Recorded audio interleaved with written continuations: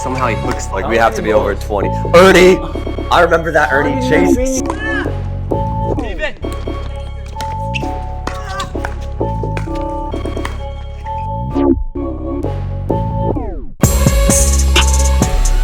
Yeah.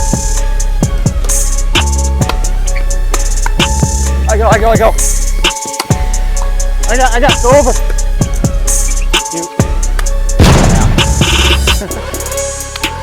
I told you I was going to tattoo that pink shirt. Good drop. BodyBags. 3, 2, 1.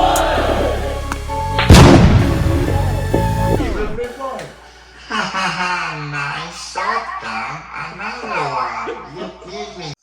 All right, we're back in Steven's kitchen. Once again, take your problems to your opponent's kitchen, not ours or Steven's.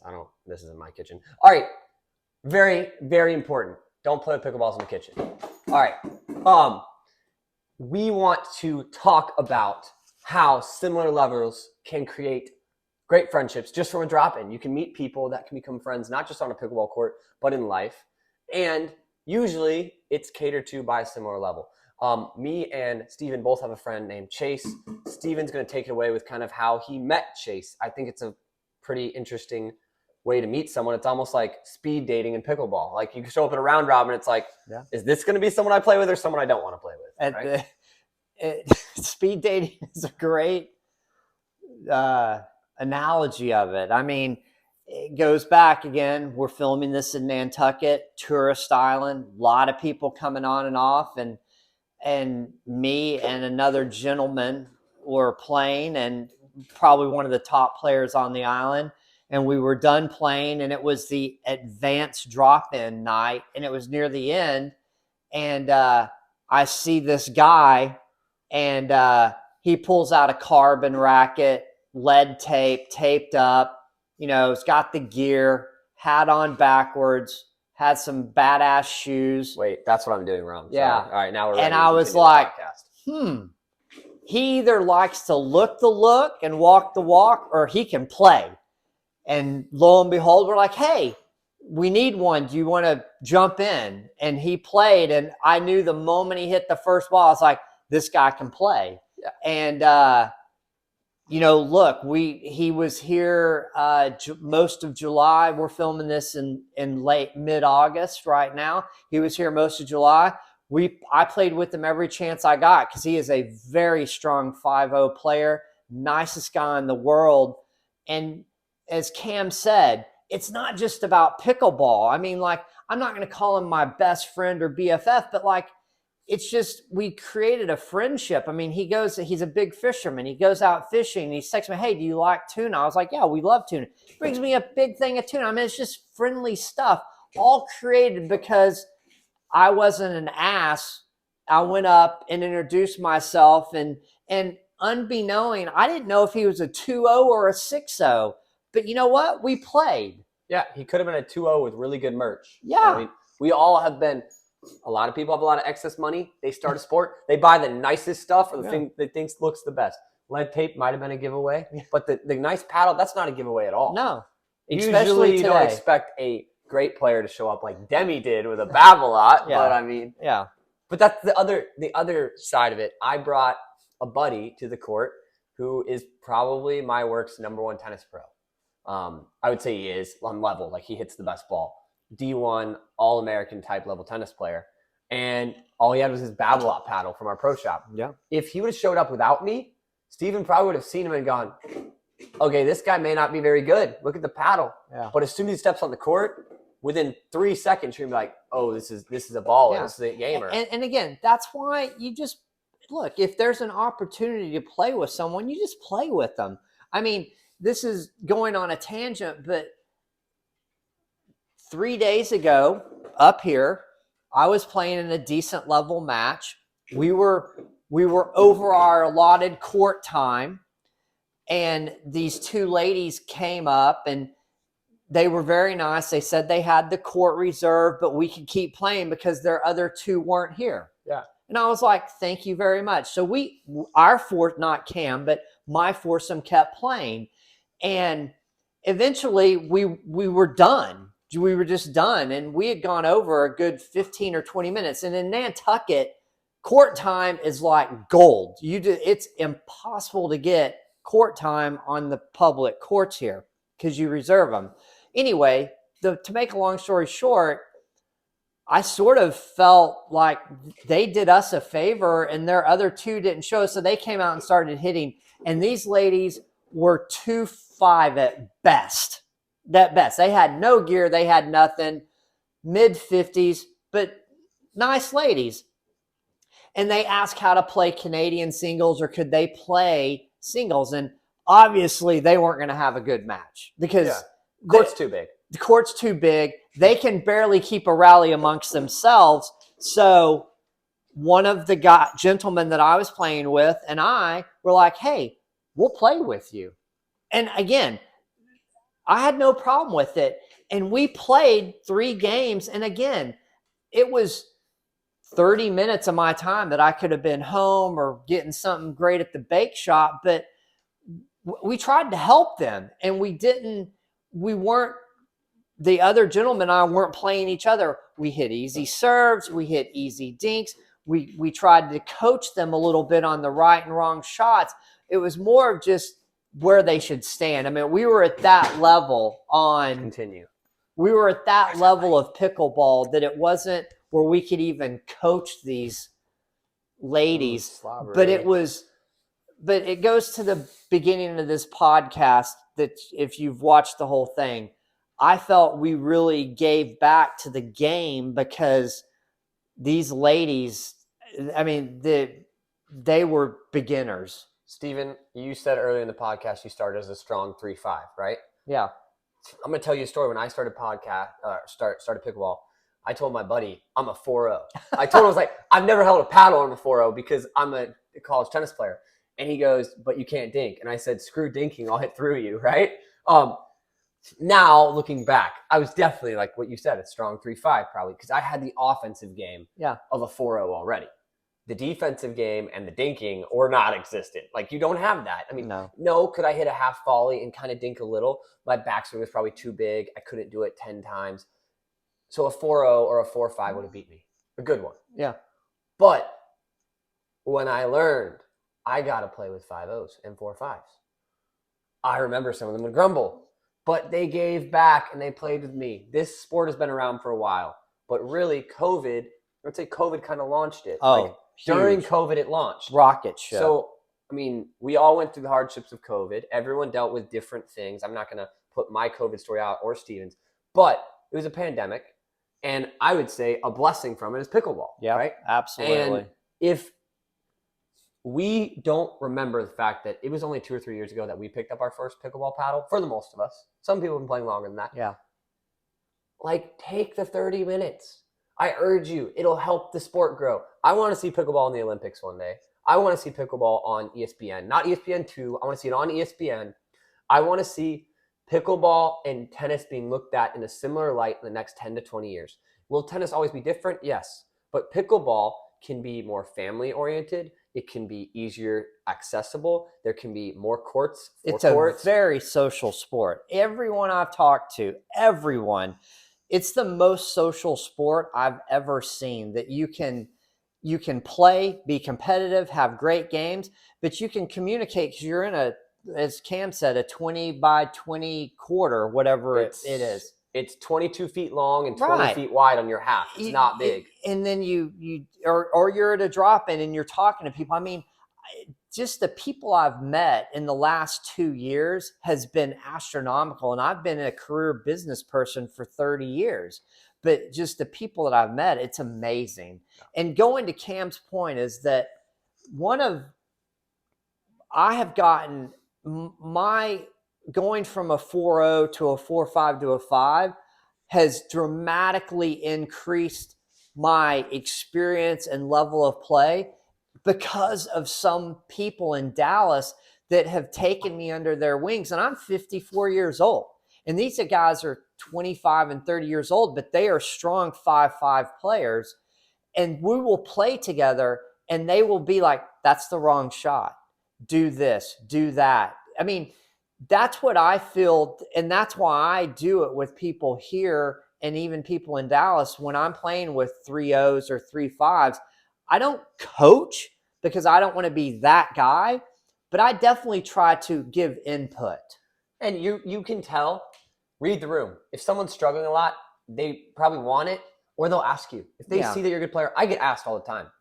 If you have to insert your coaching into their life and they are not receptive to it, you can tell when someone's like, hey, I just want to play. I just want to play. Right. Like, leave me alone. Yes. There are people like that. You got to know what some people get. I'm a coach. Some people get into pickleball because they want to lose weight. I had a lady come to one of my clinics and say, hey, my wedding's in 3 months. I want to lose this amount of pounds. I don't care anything about the sport. I don't care about dinking. They want to be Please outside. run me around and blare my soundtrack. She wanted to hear her music. Yeah. I said, you know what? You're paying me this much per hour. You got it. Yeah. I'll feed you what you want. Yeah. Now, did I try over the course of time to get her to love the game? Yes. She fell in love with the game.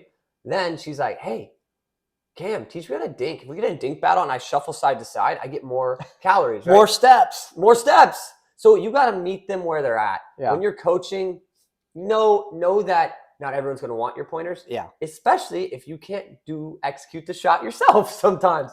But that goes into how I met Steven. One of my members at my club goes, hey, if you're ever looking for a high-level game, I'll hook you up. Link me up with Steven at Nantucket Racket Sport Association. I went over. I didn't know. I mean, the member is a good player. He could have been like, this is your level. And I could have showed up and been bored with Steven. Or Steven could have absolutely murdered me on the court. But I went. You got to, it's almost like the blind date again. You don't know what you're going to get. Yeah. I went. Next thing I know, I meet Steven. Then I meet Chase. Then I meet Pretty Boy Cam, who's been in other videos. Yeah. And I bring my coworker, Demi. Next thing you know, we have a bet. Yeah. Winner buys, or Steven bet that if we beat him in a 3 out of 5 game, he would buy us dinner anywhere we wanted, like no limits on the island of Nantucket. We made that in a YouTube series. It was fun. But I would argue that after the game, we also got to know each other off the court. Yeah. Newsflash, sorry to ruin the ending. We won. So Steven had to buy us dinner, right? But, you know, then those bets have backfired on me.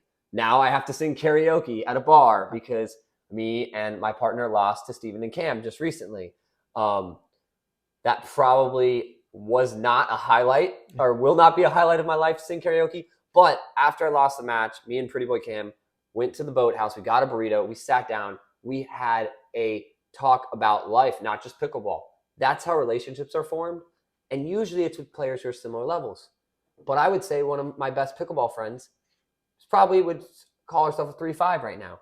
She visited me and my wife in Maui. She drove on the other side of the island to take a lesson and hang out with me and my wife and take us to dinner. At all the tournaments, we hang out with her. Karen, shout out. But another thing of when I met Steven, I'm like, oh, he's from Dallas. Yeah. I'm from Dallas. Next thing we know the same, a guy who teaches. A bunch of people. Yeah. You know? It's such a good networking, social, anyone can do it. Just don't be stuck in your duper rating. Just oh no, don't get me started on duper. Just open your arms, play with other people. I mean, again, I keep going back to the story of the girl that I met when I first started playing here in Nantucket. I mean, she was literally had never picked up a racket, and now I would argue she's almost a 4-0, and it's not because of me. She plays a lot. She wants to drill now, right? But she would have never gotten that way if people at my level and lower had not played with her. And anyone can get better. It just takes drilling and the open arms of people above them to give them just a few games. It doesn't have to be hours upon hours. Yep. So I want to move to our next, I guess you'd say, question. And this is kind of a question I have as a pickleball pro, because it's pro coach. Like it's developing, right? The sport is ever changing. What we're seeing now could be completely different in 5 years. But how do we not let the sport of pickleball evolve in a way that it goes away from being family friendly and social? And I think the number one thing that we have to do is educate our higher level and beginner players on their rating, and also educate them on openness to play games outside of their rating. That doesn't mean it has to be every game. It doesn't mean it has to be the majority. It means you need to be willing to say, hey, I'm a 5-0 player. There's a 3-0 player. They've asked me to play a couple times. Hey, maybe I can fit them into this next drop-in game. And then let me be very deliberate and schedule a court with my 3 buddies who are 5-0, and I can only play with them. If the sport will not grow, if we get to a point where it's cliquey and it's bad, where it's like, you know what, I'm a 4-0, so I'll never play with you. If that's your response, then go back to tennis. Please, we don't want you. And that brings up a good point with that. It's a great point that you bring up here, because I used to play tennis. I'm terrible at it now, but use my wife as an example. I could not go out and play tennis with Demi or a high-level tennis player. I just couldn't. I couldn't hit the ball back. In pickleball, that's why it's growing so fast, is that you can get an 80-year-old guy, or you can get a 40-year-old guy that's extremely overweight, or someone that's never even played a racket sport. Give them a paddle and a ball, and they can probably hit the ball back and forth and carry on a rally. My wife's a great example of that. She's not the most athletic person. She's never played tennis, but she has hit pickleballs before. Now, is she competitive? No. Would she play socially? Yes. And so that's why this sport is so great, is because everyone can play it. And you don't have to have a background of squash or tennis or ping pong. I mean, my wife played none of those, but yet she could go out and she could socially play. I want to piggyback on that because, I haven't even thought about it, but I tried to give my wife a tennis lesson. I was the head of junior tennis at like director of summer camps type role at a big country club in Dallas. And people always ask me, why does my wife play tennis? And I said, because she does dance. She does ballet, contemporary, all that. That's her jam. Don't get it. I'm not good at it. I have 2 left feet. I love that she loves it. She loves that I like tennis and pickleball. I tried to give her a tennis lesson. We got the ball machine out, so it would feed her a ball, and we could do it together and have fun, not necessarily me just drilling her. Probably the 5th shot in, hits the racket, goes straight into her face. Done. Non-competitive. My wife is like, this sport sucks. I'm over it. We're never doing it again. So then I spend time and I coordinate and find some girls her age who I know she would like, someone who's already a friend. We do a goofy lesson. She loves it. Maybe not loves it, but she has fun. First time that tennis dies out, we move. First time we do pickleball together. The only feedback I got is, I don't necessarily want to play with you. I want to play with my friends who are my level, because I know you're playing down to me. But she loved it. It's easy. She's over here dinking better than a lot of 3-5 ladies who's been playing for a while, because she has such coordination from dance. She has no violent bone in her body. She refuses to hit the ball hard. But the dink part, she's like, hey, I'll go to chicken and pickle. I'll try this out.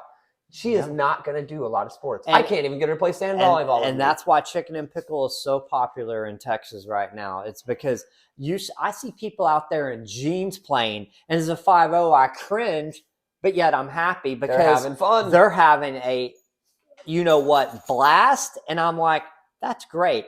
Could that person do that in tennis? No. Yeah. I mean, also just the dynamics of, I teach pickleball. I used to teach tennis. When I used to get family lessons, I would go like this beforehand. I would be so livid in my mind. Like, why did my boss schedule this lesson? I have a 4-year-old, a 6, a 10-year-old, an ex-college tennis player, and their spouse who can't even hold a racket. And they want me to teach them all at once. Well, do I use an orange dot, green dot? Do I use a compression ball? Do I use the real ball and hurt somebody? Do I play kids games where I put them all at the net and do like, you're out, or you lose a limb, like goofy stuff? Or do I actually try and teach them technique? No solution on a tennis court. You can make it fun. You can try. Pickleball, put the kids dinking with their parents right away. We'll make it work. Yeah. We can play all the tennis games on a smaller court. Easier. They get success right away. A good example of that is the families that do that now.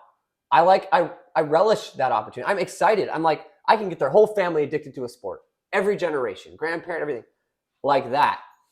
That's the market that pickleball has and will continue to have if we keep the family values, but also the openness and acceptingness to have open dialogue. Like you said before, no one will tell you how it is. Like, except us guys from Texas. I'm going to tell you how it is.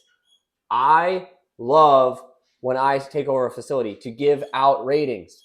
I know it won't make me popular, but it'll make the clinics better. If you're a 3-0, you should be in a 3-0 clinic. That'll help you get to the 3-5 clinic. If you're a 3-0 attending a 3-5 clinic, one, you're not getting better usually, but two, you're impeding those players from getting better. And that's the dynamic, though, of being open and honest and telling people how it is, but at the same time, being willing to then open your arms to that player and be like, hey, let's play a rec game, though. Hey, come to open play. I'll make sure I save a game for you. I have a youth pastor buddy back home, not a 5-0 pickleball player. Andrew, I know you're going to watch this, so sucks to suck, but we know you suck at pickleball, right? He tries. He's an athlete. He's a great sand volleyball player. Pickleball, not his jam. When he comes up to the courts and he drives to get out of his way, I make sure I play a game with him. Do I make sure I play with him all night? No. I play a couple games, then I go make him find people his level. He loves it. I think I love it because I get to play with my buddy. Steven, what do you feel about that? Like, if you have to wait, don't you want to play one or two and be like, okay, now I'm going to my level? I like to play with. I honestly just love to play.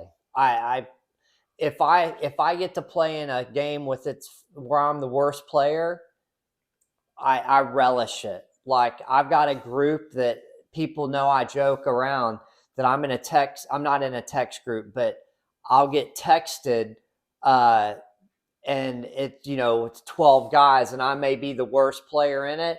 And, I know this is probably a kid-friendly video, but my wife... I'll bleep you out if you cuss. No, my wife even knows that if I get the text from this group to play, no matter what we're doing, if we're in the middle of dinner, if we're in the middle of coochie, whatever, I leave. Because this is pro-level guys on the PPA tour. And I leave. And I'm the worst player. But that's how I've gotten better. And so I've got a group text with guys that are 3-0s. And I'll play with them. And we'll rotate around. And it's just, I just love to play. It doesn't matter. You're probably not leaving your wife for them, though. No. Probably not. No. Let's be real now. If I get the text from the A group, no matter, it's like Clark Kent in the phone booth. I'm out of here. Right?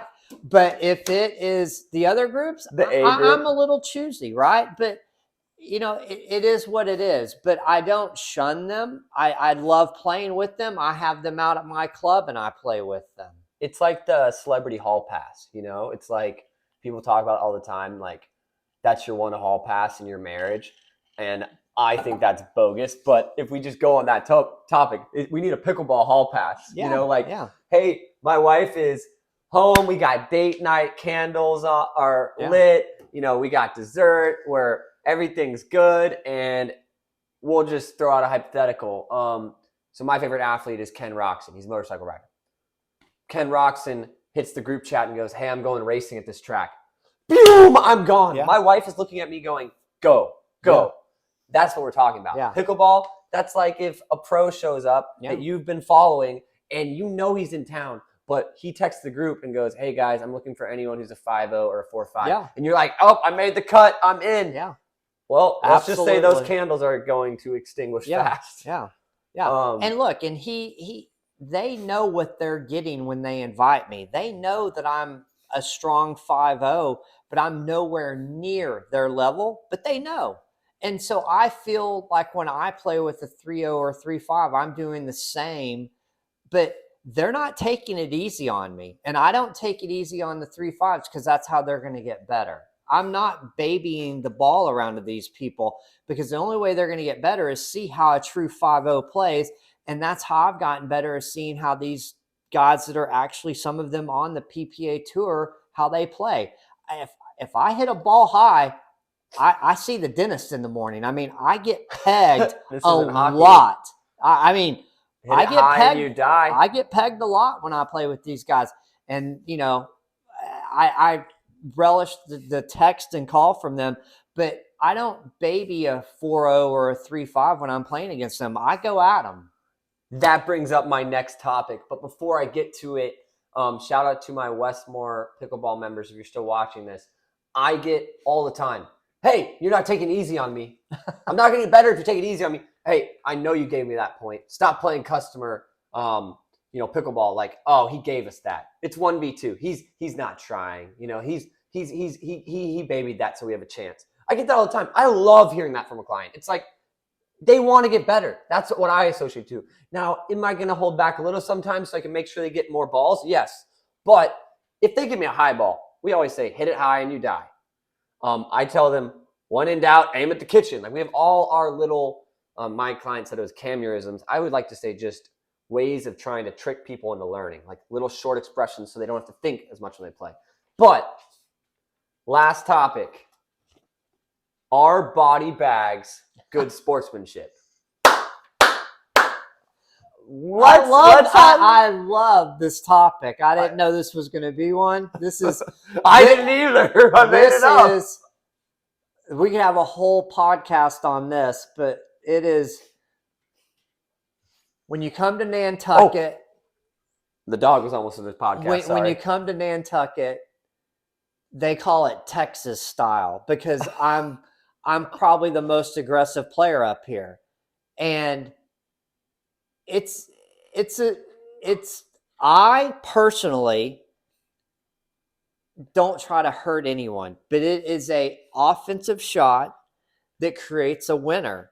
Now, when I'm playing Cam and Demi, he's trying to hurt us. I'm trying to hit them.